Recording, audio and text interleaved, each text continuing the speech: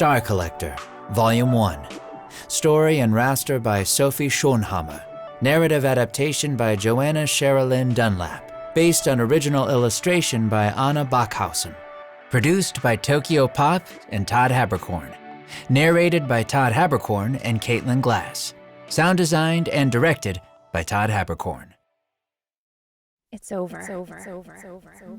Not even another drag on Finn's cigarette could drown out the words. I think it's better if we break up. The phrase seemed to echo off of the stone street, empty as a tomb. I feel like you don't even love me anymore, or like you even want to be with me. He took another drag. In his peripheral, Fynn could see the nervous squeeze of her arms over the wild patterns of the tank top she always liked to wear. I don't feel like our kisses mean anything to you. That one took Fynn aback, like the slap that wakes from a dream. He looked up at his girlfriend. I've been waiting and hoping so long for something to change, but... Well, still his girlfriend, for now. Not for much longer, it seemed. Another drag to fill the void. When I speak up, you stay silent. When I ask for your opinion, you just agree. A bead of sweat formed on her cheek. She looked away. Drag. When we're together, your mind seems to be somewhere else. Finn's hand dropped to his side. Trailing smoke obscured his vision. Maybe this isn't the right thing for us, Zoe said. Breath stuck in Finn's throat. The smoke cleared long enough for his eyes to meet hers, like a sudden rush of ice water. Or for me. Time froze for Fynn, glued to the stones at his feet. Not so for Zoe. He thought he felt the phantom of her hand on his shoulder as she stepped around him, untethered. Maybe you're more interested in other things.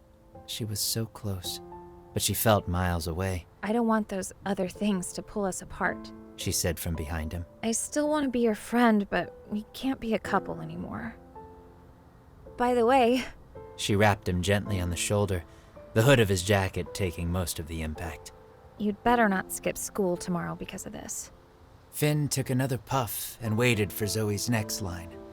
He was sure it would be a doozy. Instead, he heard steps walking away. The loose hairs at his nape below his dark ponytail stood abruptly when he heard her steps stop for a moment, but then they resumed and grew more distant. Breath returned to Finn's lungs. The color didn't return to the world.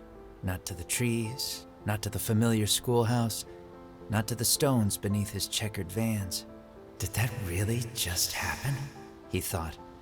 Somehow, this feels weird. Embers glowed red from the butt of his cigarette. Damn, down to the filter. He tossed it to the ground, added another burn mark to the soles of his shoes, shoved his nicotine-stained fingers in the pockets of his hoodie, a well-practiced pattern, and began to shuffle home. Fynn wove through the crowd on autopilot, thoughts preoccupying his mind. What did I do to make Zoe think I didn't love her anymore? This can't be. We understood each other so well. What did she mean I might be more interested in something else? He stopped, nearly running into two young men in front of him. They stood close, smiling. One had his hand on the other's back. No, that's not possible.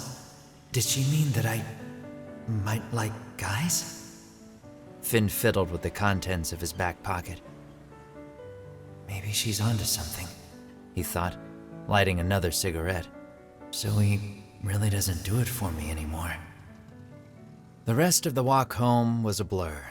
Fynn wearily started up the front steps to his porch, anticipating the solitude of his bedroom, when he felt the hard slap of a gardening glove on the back of his neck. Smoking again already? The familiar admonishment came from the casually clothed matriarch of the house, his mother. You know I don't want to see that. It's fine, Mom. He wasn't about to put out such a new cigarette. Not for her. Fynn Leonard, don't use that tone with me. I won't have you smoking in this house, and you know that. Yeah, whatever, Fynn mumbled. Another drag, another step toward the door. I heard that, my dear. Fynn gritted his teeth, biting down on the filter. Does she have to fuck with me right now? He growled as the front door swooshed open. Jesus, what a time to run into his little brother. He just couldn't win. Mom, Finn's still smoking! Man, the little rat. Can't you shut up? I know, Oscar. his mom replied, ruffling his brother's shaggy hair. Are you planning to start? Oscar shook the hair out of his face, blocked his mom from touching it again by holding his soccer ball on his head, and scowled at his older brother. No, I don't want to be like Fynn. He looks like a girl. Mom laughed, looking at his long, dark hair. Right. Fynn, you really do need to get a haircut. Yeah, I know, Fynn thought. Not even his own home could be a refuge right now. He didn't have time for this. No, I'm not in the mood. He took another puff of his cigarette and started toward his only remaining haven, the hilltop. A solitary retreat of craggy stone, lush boughs, and endless starlight. I come here when I want to think. Fynn recalled of his favorite spot as he walked up the dirt path to the peak and sat on his worn-in patch of unmanicured grass. That doesn't happen often, but it sounds better than saying, I come here to smoke. He gazed out over the terrain before him, bluffs of green ending only where the vast night sky met it, like two lovers. Yeah, just laugh at me. I get it now. It's because I started taking you for granted. Fynn lit another cigarette and lay back, smoke carrying his drifting thoughts up into the abyss. I'm such a loser. I couldn't get it together, so things didn't work out again. Now I'm alone. Alone under these sparkling stars. Emotion clenched in Finn's throat. He grit his teeth, futilely holding it back. They're up there together. All of them. Mocking me. Finn's thoughts were interrupted by a sudden rustling sound to the left. Moonlight cast on his face as he turned, wide-eyed in the direction of the sound. There was a bush less than 10 feet away, and behind that bush, a slender pair of black jeans, a plaid flannel jacket, hooded, and from beneath that hood, a shock of blonde hair. Indignation cut across Finn's face. Hey, what's this guy doing at my smoking spot? I want to wallow alone here in my self-pity in peace. Can you please stop smoking? Came a young man's voice from the hooded figure to the left. Fynn sat up to see the flannel-attired source of the voice. He was peering into a telescope. At his feet were a backpack and an open case where the instrument and its tripod could be safely packed away. The guy hadn't even bothered to look up from his telescope to say it to his face. Fynn sat up. Does it bother you? Yeah, replied Telescope Boy. What's his problem? I'm not even blowing smoke in your direction. No, but it's unhealthy and pollutes the air, came the response, eyes still glued to the eyepiece. Fynn threw himself back onto the ground, rebelliously returning the cigarette to his lips.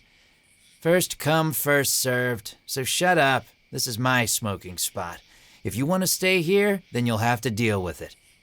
Fynn thought he caught a glimpse of the boy's face as his head turned rapidly in his direction, seemingly taken aback at his callous words. Were those glasses? Fynn looked away quickly, back up at the sky, and took another puff. Actually, this place isn't worth it. If he leaves, I can relax here in peace. That's the best possible outcome. This freak can go find a new place to gawk through his telescope, so we both can relax. This place doesn't belong to you, the boy spoke again, once more cutting off Finn's thoughts. Sorry, Fynn replied, biting down on his cigarette, but I'm not leaving. If it bothers you, then you can buzz off. A moment of tension passed, then Telescope Boy exploded. But this is the highest peak in town. It's the only place I can see the Perseids. What? Fynn asked. The young man stood tall, glasses glinting from under his hood. Perseids. It's a meteor shower. I couldn't care less about your purser, Fynn said, casually cutting him off. He wanted to play tough. Fynn could match him.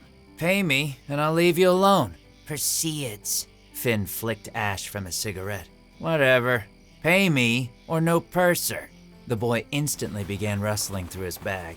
Fynn waited, eyes closed, trying to savor the nicotine, when he heard a pause in the rustling.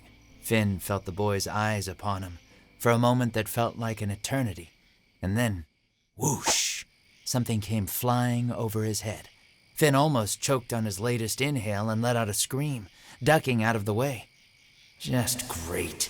He had lost his cigarette. Where was it? He leaned forward, pawing around on the grass until he found it. Out. But beside it was an object. Must have been the thing the kid threw at him. Fynn picked it up. It was a series of concentric cylinders, all connected, that fit comfortably in his palm. Fynn brought it to his lips. "What do I do with this? Smoke it?" "That's your payment," the boy said, arms crossed. Fynn scoffed. "Sorry, man. I don't want to play with your toys." Telescope boy looked positively perturbed. Fynn tossed the silly toy up and down in his hand. The boy went from perturbed to silently irate in an instant. "Okay," Fynn muttered, pocketing his payment. "I have to admit, he's interesting." Fynn lay back on the grass, arms crossed, comfortably confident behind his head. "You can stay." The boy let out a puff of annoyance and went back to his telescope. The two said no more to one another that night, and all Fynn could see as he lay in his perfect spot was the star patches embroidered on the boy's shoes beside him, and the stars in the sky swirling above them both.